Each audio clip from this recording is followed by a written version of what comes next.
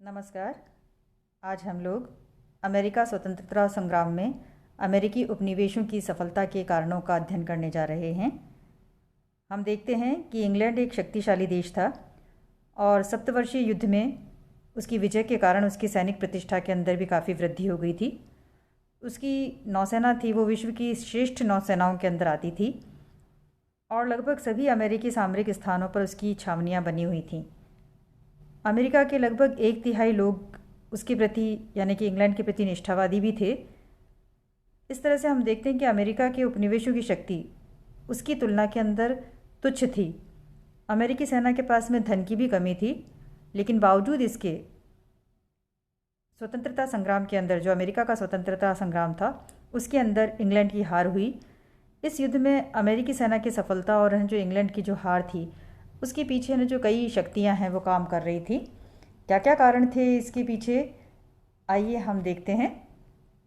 सबसे पहला तो कारण था कि अमेरिकी उपनिवेशों की शक्ति का इंग्लैंड के द्वारा सही अनुमान नहीं लगाया गया था, क्योंकि इंग्लैंड को अपनी शक्ति पर कुछ ज़्यादा ही भरोसा था।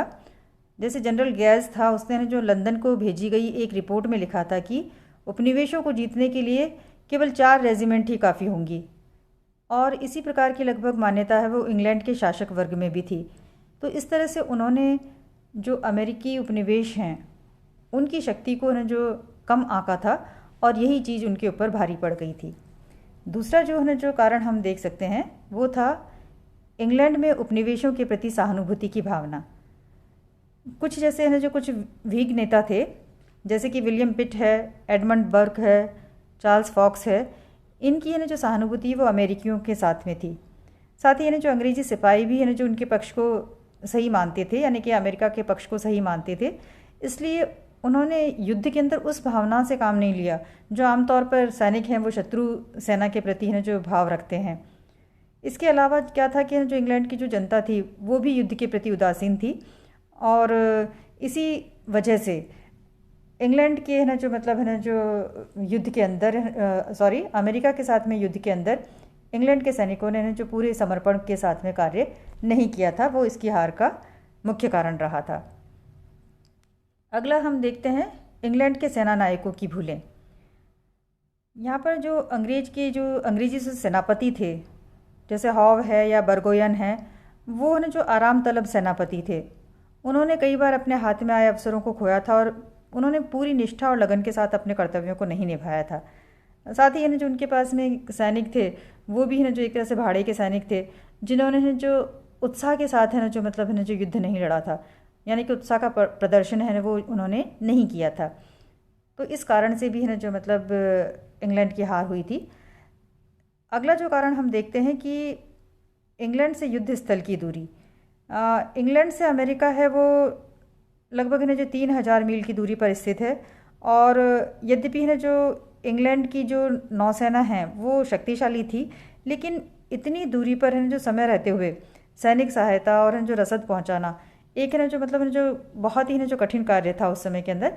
तो और साथ साथ में क्या था कि इस काम के अंदर फ्रांस और स्पेन की नौसेना थी, उन्होंने भी जो उसके जो मार्ग के अंदर जो बाधाएं डाली थी। अगला जो हम देखते हैं वो है युद्ध केंद्र की विशालता, यानी कि अमेरिका में युद्ध का केंद्र है लगभग 1000 मील तक फैला हुआ था, और इस क्षेत्र में जो यातायात की भी कठिनाइयाँ थीं, क्योंकि मार्ग में जो घने जंगल थे और अंग्रेजी सेना को इनके बारे में जो जानकारी नहीं थी। साथ में जो उनको स्थानीय निवासियों का भी सहयोग प्राप्त नहीं था, जबकि उसके विपरीत जो उपनिवेशवासी हैं वो इस जो क्षेत्र से के चप्पे चप्पे से परिचित थे। और बाद में जब जो फ्रांस और स्पेन ने जब इस युद्ध के अंदर जो प्रवेश कर लिया, तो युद्ध का क्षेत्र है वो और भी विस्तृत हो गया था। तो इंग्लैंड को जो समुद्र के अंदर भी युद्ध लड़ना पड़ रहा था, तो इसलिए जो अंग्रेजी सेना के पास में शीघ्रता के साथ में जो कुमुक पहुंचाना है जो उसके लिए बहुत ही जो कठिन हो गया था। इसके बाद में हम देखते हैं कि अमेरिका को विदेशों से सहायता। यूरोप के तत्कालीन कूटनीतिक परिस्थितियों के कारण जो फ्रांस है, स्पेन है, हॉलैंड है, उसने अमेरिकी उपनिवेशों को जो सहायता दी थी, और साथ साथ में जो कुछ देश थे वो तटस्थ भी रहे थे। और हम देखते हैं कि फ्रांस ने जिस तरह से जो मतलब ने जो अमेरिकियों को साथ दिया था वो काफ़ी महत्वपूर्ण था। हालांकि जो फ्रांस का उद्देश्य जो अमेरिकियों की जो मदद करना नहीं था, उसका तो उद्देश्य था कि जो सप्तवर्षीय युद्ध के अंदर जो इंग्लैंड से उसकी पराजय हुई थी, उसकी हार का बदला वो इंग्लैंड से लेना चाहता था। लेकिन जो कुछ भी हो, फ्रांस जैसे यार्क टाउन के घेरे में फ्रांसीसियों ने महत्वपूर्ण योगदान दिया था, तो विदेशियों की सहायता से जो अमेरिका का स्वतंत्रता संघर्ष है वो काफ़ी जो आसान हो गया था।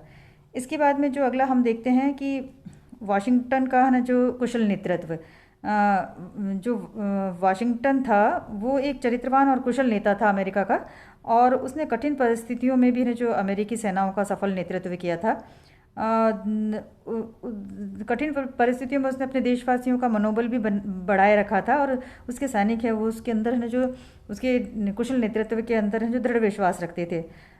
उसने जो मुख्य रूप से छापामार पद्धति से युद्ध किया था, क्योंकि वो जानता था कि अंग्रेजी सेना है वो छापामार युद्ध से निपटने के योग्य नहीं है। इसके साथ में हम देखते हैं सबसे जो सर्वोपरि भावना थी वो थी उपनिवेशवासियों की स्वतंत्रता की भावना। यानी कि इस युद्ध के अंदर इंग्लैंड का जो मुख्य उद्देश्य था अमेरिकियों की स्वतंत्रता की भावना को कुचलना, और वो उन लोगों को जो कि अपने राजनीतिक और आर्थिक स्वतंत्रता के लिए लड़ रहे थे उनको दबाना चाहती थी। तो इस युद्ध के अंदर अमेरिकियों ने अद्भुत साहस और दृढ़ता का परिचय दिया था, और अनेक कष्टों को सहकर भी वो जो डटे रहे थे। अपने उद्देश्यों की प्राप्ति के लिए वो किसी भी प्रकार का बलिदान देने के लिए तैयार थे। तो इसमें तो कोई संदेह नहीं कि अनेक बार कई ऐसी परिस्थितियाँ आई थी कि जिनके कारण है जो अमेरिकी वासियों का अपना भविष्य अंधकार में दिखाई दे रहा था, लेकिन उनके हृदय में जो स्वाधीनता की जो धधकती हुई ज्वाला थी, उसने न केवल उनको धैर्य बंधाया बल्कि उनका मार्गदर्शन भी किया। तो इस तरह से हम देखते हैं कि विभिन्न कारणों के वजह से ही जो अमेरिका को अमेरिकी स्वतंत्रता संग्राम के अंदर इंग्लैंड से विजय प्राप्त हुई थी, और वो एक स्वतंत्र उपनिवेशवाद के जो जुए को उसने उतार फेंका था और एक स्वतंत्र देश बन गया था।